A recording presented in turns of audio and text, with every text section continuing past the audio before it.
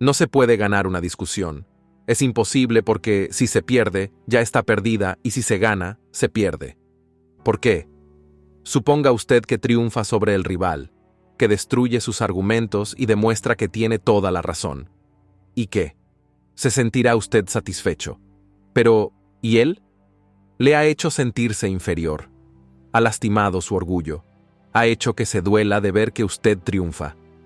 Un hombre convencido a modificar su criterio contra su voluntad sigue manteniendo la misma opinión. Dale Carnegie.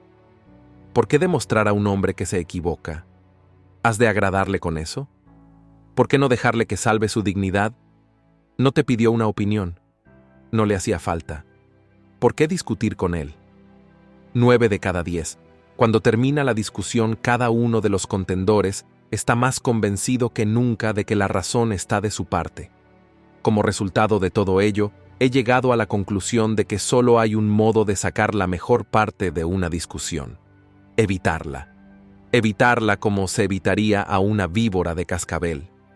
Hace años, un belicoso irlandés llamado Patrick Hare ingresó en una de mis clases. Tenía poca instrucción. ¿Cómo le gustaba discutir? Había sido chófer y se inscribió en mis cursos porque trataba por entonces, sin mucho resultado, de vender camiones. Unas pocas preguntas permitieron destacar el hecho de que no hacía más que discutir y pelear con las personas a quienes quería vender sus camiones.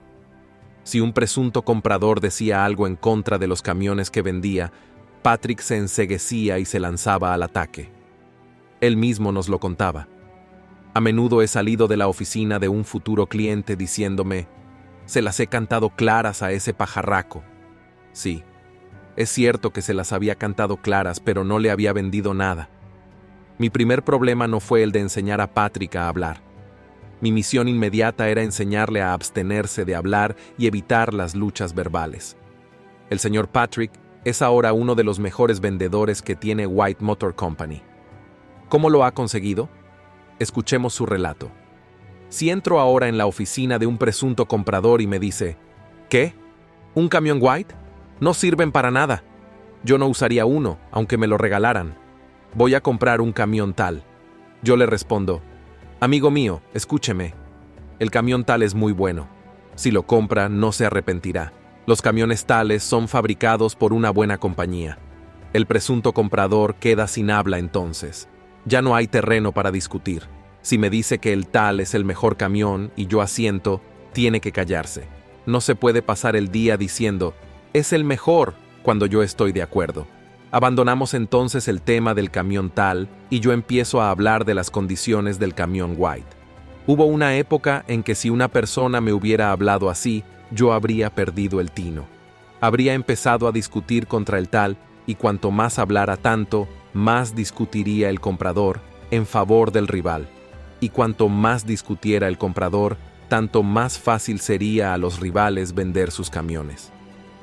Al recordar ahora aquellas cosas, me pregunto: ¿cómo pude vender jamás un camión? Perdí muchos años de vida por discutir y pelear. Ahora cierro la boca, da mejor resultado. Ya lo dijo Benjamin Franklin. Si discute usted y pelea y contradice, puede lograr a veces un triunfo, pero será un triunfo vacío, porque jamás obtendrá la buena voluntad del contrincante. Piense en esto. ¿Qué prefiere tener? ¿Una victoria académica, teatral o la buena voluntad de un hombre? Muy pocas veces obtendrá las dos cosas. Parsons, consultor especializado en impuesto a la renta, relataba que durante 1 hora estuvo discutiendo con un inspector del gobierno sobre cuestión de impuestos. Una partida de $9,000. El señor Parsons sostenía que esos $9,000 eran en realidad una deuda incobrable, que jamás serían percibidos y que no debían ser afectados por el impuesto. Nada de deudas incobrables, respondió el inspector. Hay que pagar el impuesto. Este inspector, narraba el señor Parsons ante nuestra clase, era arrogante y empecinado. Razonar con él estaba de más. Señalar los hechos también. Cuanto más discutíamos, tanto más empecinado se ponía. Decidí entonces evitar la discusión, cambiar de tema y hacerle ver mi apreciación por su importancia. Supongo, le dije, que este asunto es pequeño en comparación con las decisiones realmente importantes y difíciles que tendrá que adoptar usted tantas veces. Yo he estudiado la cuestión impositiva, pero solo en los libros. Usted obtiene su conocimiento gracias a la experiencia. A veces desearía tener un empleo como el suyo. Así podría aprender muchas cosas. Dije francamente lo que sentía al respecto. Pues bien, el inspector se irguió en su silla, se echó hacia atrás y conversó largamente acerca de su trabajo, de los hábiles fraudes que había descubierto. Su tono se hizo gradualmente más amistoso, y por fin empezó a hablarme de sus hijos. Al despedirse, me prometió espontáneamente que estudiaría mejor mi problema y en pocos días me haría conocer su decisión. 3 días más tarde, llamó a mi oficina y me informó que había decidido dejar la declaración de impuestos tal como había sido formulada por mí. Este inspector demostraba una de las debilidades humanas más comunes. Quería sentirse importante, y mientras el señor Parsons argumentaba con él, satisfacía ese deseo afirmando bruscamente su autoridad. Pero tan pronto como se admitió su importancia y se detuvo la discusión, cuando pudo revelar ampliamente su yo, se convirtió en un ser humano lleno de simpatía y bondad. Buda dijo: el odio nunca es vencido por el odio, sino por el amor. Y un malentendido no termina nunca gracias a una discusión, sino gracias al tacto, la diplomacia, la conciliación y un sincero deseo de apreciar el punto de vista de los demás.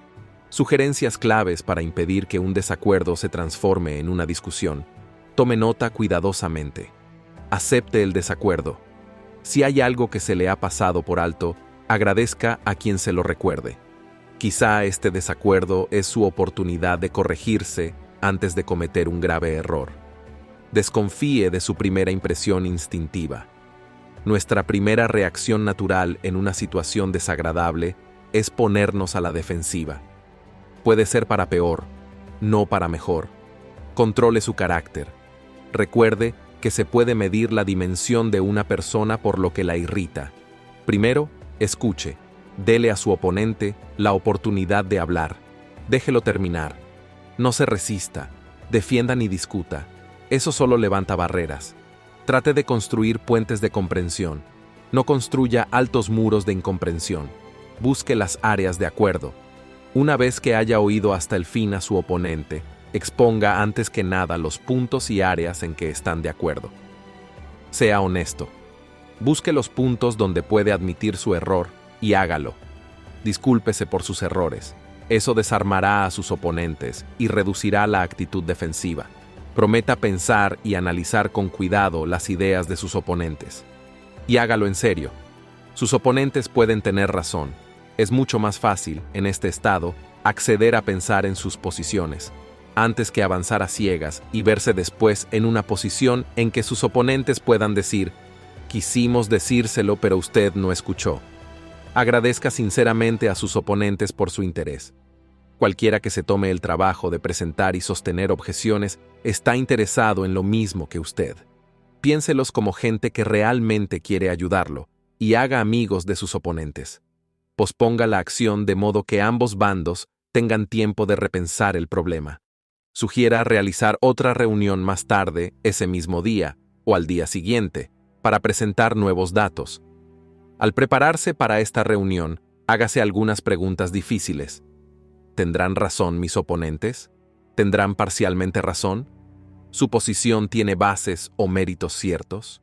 ¿Mi reacción solucionará el problema o solo impedirá mi frustración? ¿Mi reacción acercará o alejará de mí a mis oponentes? ¿Mi reacción elevará la estima que me tiene la mejor gente? ¿Ganaré o perderé? ¿Qué precio tendré que pagar por ganar? Si no digo nada, ¿el desacuerdo se desvanecerá? ¿Esta ocasión tan difícil es una oportunidad para mí? Jan Pearce, el tenor de ópera, después de casi 50 años de matrimonio, observó: hace mucho tiempo mi esposa y yo hicimos un pacto que hemos mantenido a pesar de toda la furia que hemos podido llegar a sentir uno hacia el otro. Cuando uno grita, el otro escucha. Cuando dos personas gritan, no hay comunicación, solo ruido y malas vibraciones.